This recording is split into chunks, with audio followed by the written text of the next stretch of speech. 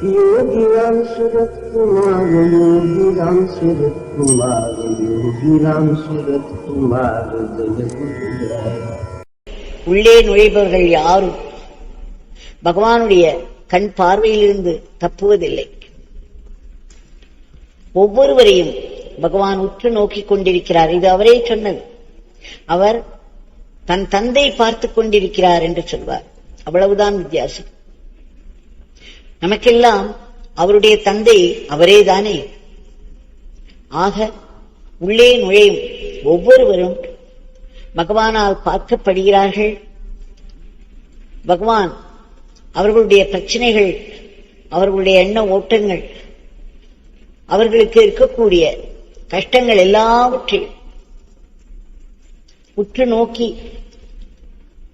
அவைகளை தீர்ப்பதற்கான அருளை வழங்கிக் கொண்டே இருக்கிறார். நேற்றைக்கு சொன்னதையே மறுபடியும் சொல்கிறேன். ஆசிரமத்தில் நுழைபவர்கள் ஒருவர் கூட வெறும் கையோடு திரும்ப மாட்டார்கள். அவர்களின் மேல் பகவானுடைய அருள் மழையானது அருள் மழையாக விழுந்து கொண்டிருக்கிறது. அவர்கள் உணர்ந்தாலும் உணராவிட்டாலும் சரி, இது சத்தியம் என்று பகவான் சொல்லியிருக்கிறார். இந்த நாமம் ஒரு திவ்ய நாமம், மங்கள நாமம். ஒவ்வொரு நாளையும் புதிதாக நம் கையில் கொடுத்து 24 மணி நேரங்களோடு எல்லோருக்கும் சமமாக கொடுத்து அந்த நாளை அவருடைய திவ்ய மங்கள நாமத்தோடு நமக்கு ஆரம்பித்து வைக்கிறார். இங்கு சன்னதியில் கூடுவதற்கு முடியாதவர்கள் கூட அவரவர்கள் வீட்டிலே அந்த செல்போனை ஆன் செய்ய வேண்டியதுதான். உடனே நம்முடைய பகவான் அவர்கள் முன்னே தோன்றி ஆசிரமத்தில் எப்படி ஆரத்தி நடக்கிறதோ, எப்படி மங்கள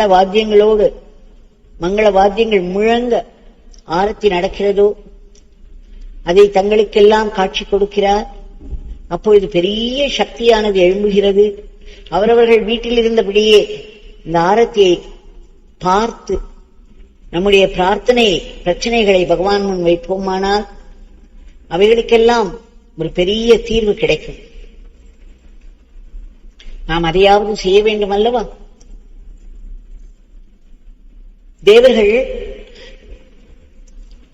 சமுத்திரத்தை கடைந்தார்கள். தேவர்களும் அசுரர்களுமாக சேர்ந்து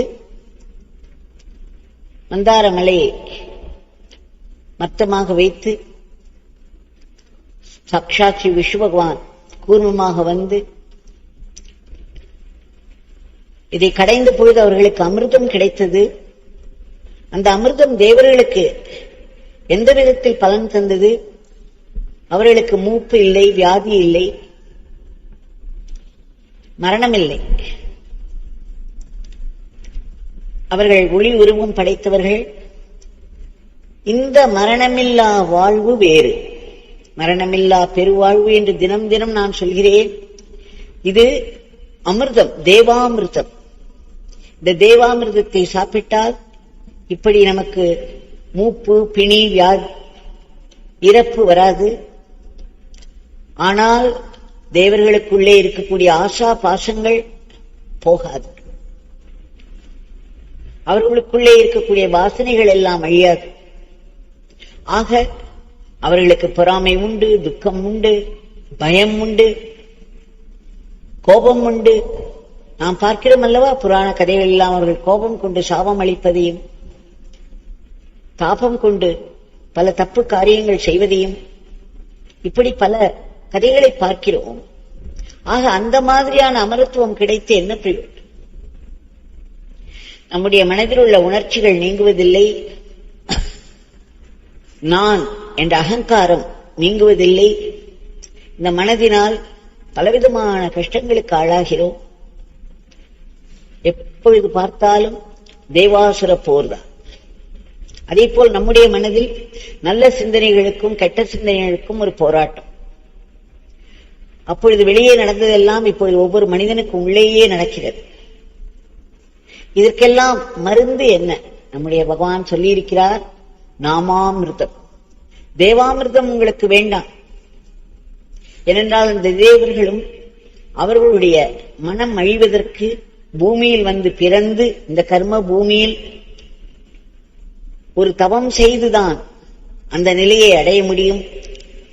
அந்த விதமான அமரத்துவம், அதாவது மரணமில்லா பெருவாழ்வு. இது மரணமில்லா வாழ்வு அல்ல, மரணமில்லா பெருவாழ்வு, பேரின்ப பெருநிலை வாழ்வு. இதை நாமாமிர்தம் தான் நமக்கு கொடுக்க முடியும், தேவாமிர்தம் கொடுக்காது. இந்த நாமாமிர்தம் என்பது எவ்வளவு எளியது. அவரவர்கள் வீட்டிலே உட்கார்ந்த இடத்திலே என்ன வேலை செய்து கொண்டிருந்தாலும் நம்மால் அதை சொல்ல முடிகிறது. ஒரு மார்க்கெட் பிளேஸுக்கு, சந்தைக்கு போனாலும் அத்தனை சத்தங்களுக்கு இடையேயும் நாம் நாமத்தை சொல்லிய வண்ணமே காரியங்கள் செய்யலாம், பொருட்களை வாங்கலாம். ஏகாந்தத்திலும் சரி, கூட்டங்களிலும் சரி, நம்மால் நாமத்தை சொல்ல முடியும். இந்த நாமம் என்ன செய்யும்? இந்த நாமம் நாமே அல்லவா. நாம் ஒருவரை கூப்பிட்டோமானால் அருகில் இருந்தாலும் இதோ இருக்கிறேன் என்பார். தள்ளி இருந்தால் போனில் கூப்பிடுவோம், அவருடன் பதில் சொல்வார். அப்படி இருக்க நாம் பகவானுடைய நாமத்தை சொல்லி சொல்லி அவரை கூப்பிட்டுக் கொண்டே இருந்தோமானால் அவர் நம்மோடு இருக்க மாட்டாரா? இதை பகவான் அடிக்கடி சொல்லிக் கொண்டே இருந்தார். ராமா என்று சொல்லிவிட்டீர்களானால் ராமன் உங்களுடன் உடன் இருக்கிறார், உடனே வந்து உடன் இருக்கிறார். கிருஷ்ணா என்று கூப்பிட்டீர்களானால் கிருஷ்ணன் உடனே வந்து உடன் இருக்கிறார். சிவா என்று கூப்பிட்டீர்களானால் சிவா உடனே வந்து உடன் இருக்கிறார். யோகிராம் சரத்குமார் என்று கூப்பிட்டீர்களானால் என் தந்தை உடனே இருப்பார் என்று சொல்கிறார். ஆக நாம் நாமத்தை சொல்லும் பொழுதெல்லாம் நாமே நம் கூடவே இருக்கிறார்.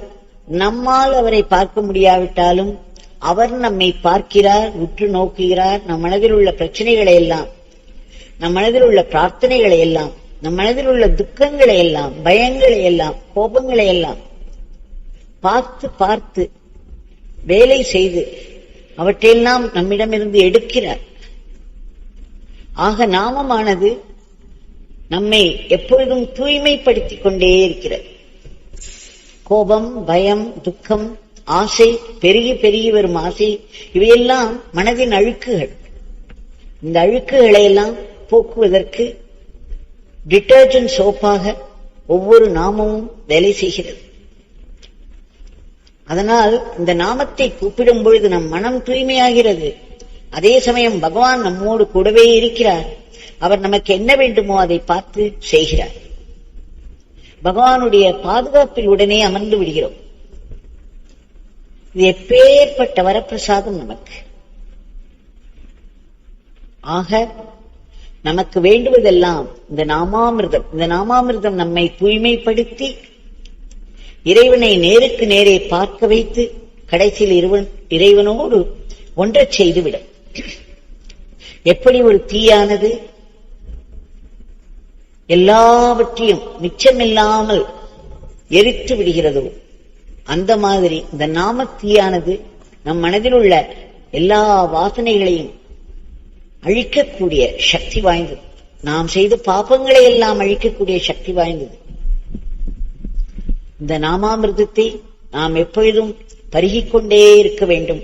அப்பொழுது நமக்கும் அந்த பெரிய அமரத்துவம் கிடைக்கும், மரணமில்லா பெருவாழ்வு. நாம் அனைவரும் இறைவனே. நாம் வரையறைக்கு உட்பட்ட அழுக்குகள் நிறைந்த மனிதன் அல்ல. நாம் அனைவரும் புனிதர்கள். நாம் அனைவரும் மரணமில்லா பெருவாழ்வு எய்தக்கூடிய புனிதர்கள் என்பதை நாம் உணர்வோம். இந்த மகாத்மாக்கள் எல்லோருமே எதற்காக வருகிறார்கள்? அவர்களுடைய பேரானந்த பெருநிலை என்ற ஒன்று இருக்கிறது. இதை அவர்கள் அனுபவித்துக் கொண்டே நம்முடன் நடமாடி எளிமையாக நம்மோடு பழகி நமக்கு இந்த உயர்ந்த நிலையை காட்டிச் செல்கிறார்கள். இவர்கள் இல்லை என்றால் இந்த மாதிரி ஒரு நிலை இருக்கிறது என்பதே நமக்கு தெரியாமல் போய்விடும். அன்னப்பறவை பற்றி நாம் எப்படி படிக்கிறோம்? எல்லா இலக்கியங்களிலும் படிக்கிறோம், புராணங்களில் படிக்கிறோம். யாராவது அன்னப்பறவையை பார்த்திருக்கிறோமா?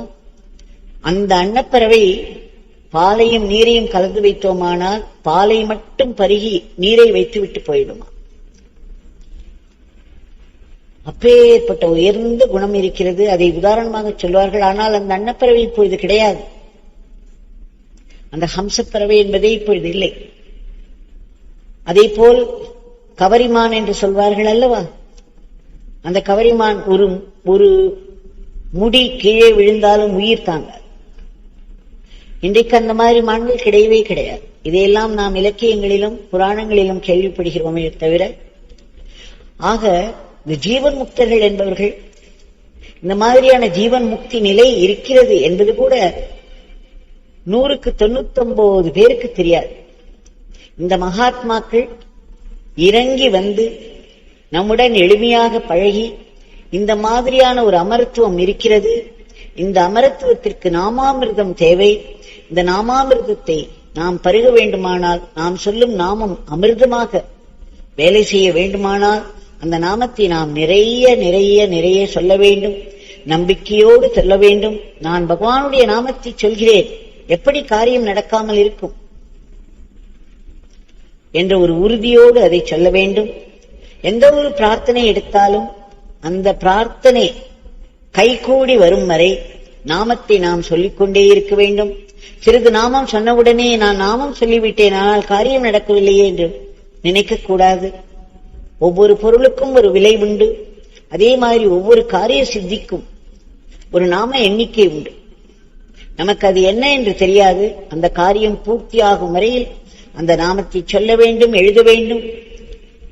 நான் எழுத வேண்டும் எழுத வேண்டும் என்று சொல்வதால் நிறைய பேர் எழுதி கொண்டே இருக்கிறார்கள், சேவைகள் எல்லாம் மறந்து விடுகிறார்கள். அவர்களுக்கு சேவை செய்வதும், பகவானுக்காக நாம் இதை செய்கிறோம் என்று சேவையில் ஈடுபடுவதும் மகத்துவமானது. நிறைய பேர் ஆசிரமத்தில் நான் பார்க்கிறேன், உட்கார்ந்து எழுதி கொண்டே இருப்பார்கள். உடனே எழுந்து சென்று அங்காங்கு யார் யாருக்கு என்னென்ன வேண்டுமோ அதை நாம் சுறுசுறுப்பாக அன்போடு மலர்ந்த முகத்தோடு செய்ய வேண்டும். இந்த சேவையும் நம்மை உன்னத நிலைக்கு எடுத்துச் செல்லும். ஆக காரியங்கள் இருக்கும்பொழுது உட்கார்ந்து எழுதக்கூடாது. அந்த காரியங்களை எல்லாம் சேவையாக செய்ய வேண்டும், அதை பகவானுக்கு அர்ப்பணமாக செய்ய வேண்டும். அந்த நேரத்தில் வாயால் நாமத்தை சொல்லிக்கொண்டே சேவைகளில் ஈடுபடலாம். அப்பொழுதுதான் தேவைகள் எல்லாம் பூர்த்தியாகும். ஆக நாமாமிர்தத்தை நாம் எப்பொழுதும் சொல்லிக்கொண்டே பருகிக்கொண்டே இருப்போம். தங்களுடைய திவ்யமங்கள நாமத்தை நாங்கள் இடைவிடாது உச்சரித்துக் கொண்டிருக்க வேண்டும்.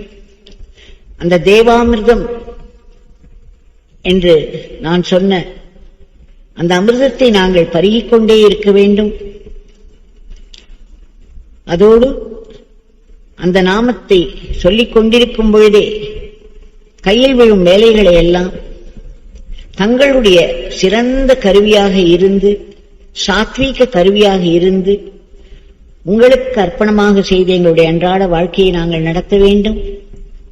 எல்லாவற்றுக்கு மேல் தேவாமிர்தம் கொடுக்க முடியாத அந்த அமரத்துவம் இருக்கிறதே, மரணமில்லா பெருவாழ்வு, அதை கொடுக்கக்கூடிய அந்த நாமாமிர்தத்தை நாங்கள் பருகி பருகி நாமத்தை நிறைய நிறைய நிறைய சொல்லி எல்லாவற்றையுமே தங்களுக்கு அர்ப்பணமாக செய்யும் சேவையாக பார்த்து செய்து தூய்மை பெற்று எங்கும் நிறைந்திருக்கும் தங்களுடைய தெய்வீகமான உயிரோட்டமான இருப்பை உணர்ந்து எல்லா நிகழ்வுகளின் பின்னாலும் தங்களுடைய சங்கல்பமே இருக்கிறது, தங்களுடைய பெரும் திட்டத்தினால் தான் எல்லாம் நடக்கிறது என்பதை நாங்கள் உணர வேண்டும்.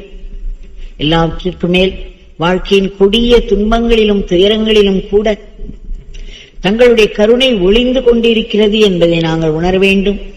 நமக்கு வரும் துன்பமும் துயரமும் நாமே வரவழைத்துக் கொண்டதுதான். நாம் நம்முடைய வாழ்க்கையில் எந்த தோல்வியுற்றாலும் உடனே என்ன செய்வோம்? மற்றவர்களை சுட்டிக்காட்டுவோம். இவர்களால் தான் எனக்கு இப்படி நேர்ந்தது, அவர்களால் தான் இப்படி நேர்ந்தது, இந்த சூழ்நிலையால் எனக்கு இப்படி வந்தது என்று நம்முடைய குற்ற உணர்வை நம்மால் அனுபவிக்க முடியாது. அதனால் என்ன செய்வோம்? அதையெல்லாம் மற்றவர்கள் மேல் போட்டு மற்றவர்களை சுட்டிக்காட்டுவோம். இதனால் என்ன பயன்? இன்னும் ஒரு கெட்ட கர்மாதான் சேரும். ஆக நம்முடைய தோல்விகளுக்கும் நம்முடைய துன்பங்களுக்கும் துயரங்களுக்கும் கூட நாம் தான் காரணம். நாம் செய்த ஏதோ ஒரு தீவினை இன்று நம்மை பொசுக்குகிறது, ஒரு துயரமாய் துன்பமாய். ஆனாலும் பேரன்பினால் பகவான் அதில் ஒரு பெரிய ஆசீர்வாதத்தை வைத்து தருகிறார். என்ன ஆசீர்வாதம்? நம்மை துன்பம் சூழும் பொழுது நீங்கள் பார்த்தீர்களானால் எதையெல்லாம் பலம் என்று நாம் நினைத்து வந்தோமோ அந்த பலமெல்லாம் பலம் இல்லை என்பது போல் நடந்து கொண்டே இருக்கும். உற்றார்கள் நம்மை திரும்பி பார்க்க மாட்டார்கள். நம்முடைய பணம் நமக்கு உதவாது, நம்முடைய பதவி நமக்கு உதவாது. எல்லா பலங்களும் போய் இறைவன் ஒருவனே நமக்கு பலம் என்ற உணர்வை தரக்கூடிய ஒரு சூழ்நிலையை கடவுள் உண்டாக்கி விடுவார். அதற்கு காரணம் அந்த இறைவனுடைய அந்த கருணையை நாம் அனுபவிக்க வேண்டும் என்பதற்காக. அப்பொழுது ஒரு கருணையையும் செய்வார். ஆக அந்த கருணை என்ன செய்யும்? நம்மை இறைவனை நோக்கி தள்ளும், இறைவனிடம் ஒரு நெருக்கத்தை கூட்டும். இதனால் நம்முடைய மனம் புண்பட்டு போவதற்கு பதிலாக பண்பட்டு போகும். நாம் எல்லாவற்றையும், உலகத்தில் நடக்கும் எல்லாமே இறைவனுடைய சங்கல்பத்தினால் நடக்கிறது, அது எனக்கு நன்மை தருவதற்காக நடக்கிறது என்று எடுத்துக்கொள்ள வேண்டும். நடப்பதெல்லாம் நன்மைக்கே என்பது சத்தியமான வார்த்தை. நடப்பதெல்லாமே நமக்கு முன்னேற்றம்தான், நடப்பது எல்லாமே நன்மைக்குத்தான் என்று உணர்ந்து பகவானிடம் நன்றியோடு இருக்க வேண்டும். உலகத்தில் உள்ள அத்தனை ஜீவராசிகளும் எந்தெந்த நிலையில் இருந்தாலும் அந்தந்த நிலையிலும் அவைகளின் கர்ம வினைக்கு தகுந்த மாதிரி துன்பங்கள் இருக்கும். ஒரு பூச்சியை எடுத்துக்கொண்டாலும் சரி, ஒரு புழுவை எடுத்துக்கொண்டாலும் சரி, அது யாருடைய காலடியில் சென்று நசுங்கி சாகும். ஏனென்றால் இந்த புழுவுக்கு ஒரு அக்கவுண்ட் உண்டு, இந்த ஒவ்வொரு ஜீவனுக்கும் ஒரு அக்கவுண்ட் இருக்கிறது. அந்த அக்கவுண்ட் ஆஃப் கர்மாஸ், என்னென்ன கர்மங்கள் எத்தனை ஜென்மங்களில் செய்து வந்திருக்கிறது என்ற அக்கவுண்டை பொறுத்துதான் அந்தந்த வாழ்க்கை நிலை அமையும். ஆயினும் பகவானிடம் வேண்டிக் கொள்வோம், அந்த ஜீவராசிகள் அனைத்தும் அந்த துன்பங்களில் இருந்து விடுபட்டு அவைகளுக்கெல்லாம் ஒரு மேன்மை கிட்ட வேண்டும். இறுதியாக இந்த கொடிய பிறப்பு இறப்பு கர்மங்கள் நாம் செய்து கொண்டே இருக்கும் பொழுது நான் செய்கிறேன் என்ற நினைப்போடு அந்த கர்மத்தை செய்துவிட்டால் போதும், நான் அதற்குரிய பலாபலன்களை அனுபவித்தே ஆக வேண்டும். கெட்ட கர்மாவாக இருந்தால் கொடிய துன்பத்தையும், நல்ல கர்மாவாக இருந்தால் அதற்குரிய சுகத்தையும் நான் அனுபவிக்க வேண்டும். ஆனால் என்னுடைய பகவான், என்னுடைய குருநாதர் யோகி ராம் சரத்குமார் என் மூலம் இதை செய்விக்கிறார் என்ற உணர்வோடு அதே காரியத்தை நாம் செய்தோமானால் அதனுடைய கர்ம பலன்கள் நம்மை ஒட்டாது. இதுதான் நம்முடைய ஆன்மீக முன்னேற்றத்திற்குரிய ரகசியம். ஒவ்வொரு காரியத்தையும் நாம் செய்ய முடியாது, நம்முடைய அகங்காரத்தினால் எந்த வேலையுமே நடக்காது. நம்முடைய மூளை குழம்பிவிடும், சட்டென்று அதில் இருக்கும் தெளிவு போய்விடும். சிறிது நமக்கு பெருமை வந்தாலும் உடனே பகவான் தலையில் குட்டி விடுவார். ஆக இதை உணர்ந்து பகவான் தான் நம் மூலமாக நம்மை கருவியாக வைத்து நம் மூலம் காரியங்களை நடத்துகிறார் என்ற உணர்வோடு நாம் சேவை செய்ய செய்ய, நாமத்தை சொல்லி சொல்லி சேவை செய்ய செய்ய, அதை பகவானுக்கு அர்ப்பணமாக செய்ய செய்ய இந்த கொடிய பிறப்பு இறப்பு சுழலிலிருந்து விடுபடுவோம், அகங்காரத்தின் பிடியிலிருந்து விடுபடுவோம், மரணமில்லா பெருவாழ்வு. நாம் அந்த சாட்சாத் பரபிரம்மனே, பரம்பொருள்தான் நாம் என்ற உணர்வை எட்டுவோம். அந்த உணர்வை எட்டிய பிறகு அந்த உணர்வுக்கு ஆண் பெண் என்று உண்டா? ஆண் உணர்வு பெண் உணர்வு என்று உண்டா? உணர்ச்சிகளுக்கு உண்டு. ஆனால் அந்த பேருணர்வுக்கு ஆண் பெண் என்ற பாகுபாடு கிடையாது. அதுக்கு பிறப்பு கிடையாது, மரணம் கிடையாது. எப்பொழுதும் ஆனந்தத்தில் பொங்கிக் கொண்டிருக்கும், எதையும் சார்ந்த ஆனந்தமாக அது இருக்காது. தன்னைத்தானே சார்ந்த இயல்பான ஆனந்தமாக இருக்கும். அதில் ஆழ்ந்த அமைதி இருக்கும். இதைத்தான் மரணமில்லா பெருவாழ்வு என்று சொல்வோம். இந்த மரணமில்லா பெருவாழ்வு எல்லோருக்கும் கிட்ட வேண்டும் என்று ஆத்மார்த்தமாய் பிரார்த்தித்துக் கொள்வோம், பிரார்த்தித்துக் கொண்டே இருப்போம். ஜெய் யோகி ராம் சரத்குமார்.